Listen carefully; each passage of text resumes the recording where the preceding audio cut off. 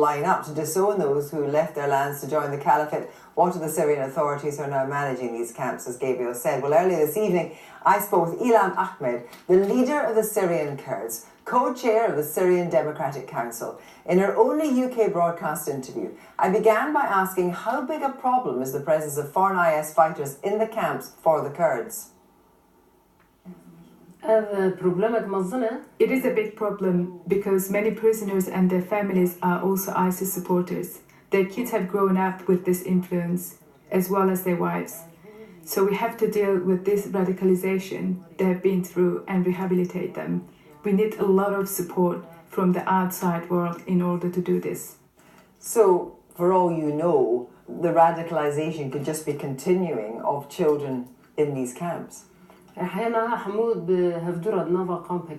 the kids live together in one camp, and the only people who look after them and educate them are their mothers. And of course those mothers are ISIS supporters. That means we need to get on with rehabilitating their mothers in order to change the children's attitude to ISIS. How long are you prepared to run these camps with ISIS families in them and prisons with ISIS fighters in them? How long are you prepared to do that? We can't do it alone. It is very difficult. We don't have any support from anywhere, and we only have limited resources. If we are to keep them in the camps, it is hard to help them when we don't speak the same language. We need specialist help in order to try to rehabilitate them. It is a big burden on us. Has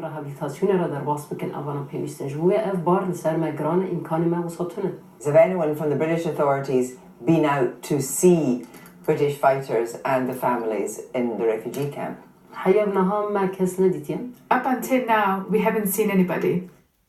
Do you want Sajid Javid to change his mind and let others, not just Shamima Begum, but others back into the UK? We are asking not only the UK, but all other countries who have fighters in ISIS to take their people back. If countries refuse to take people back, how long can you carry on? We are facing an even greater threat since the US withdrew. So if we come under future attacks from anyone, there won't be anything we can do to protect the refugee camps. They will have to go.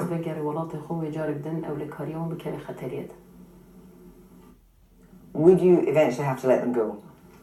If we don't get help from outside, yes, we would have to let them go. We can't keep them. Is it possible that you could use the camps and indeed the prisons where ISIS fighters are being held as a bargaining tool, that you would continue to hold them if you get absolute agreement that they will be a buffer zone supported by the Americans to stop attacks by Turkey? Yes,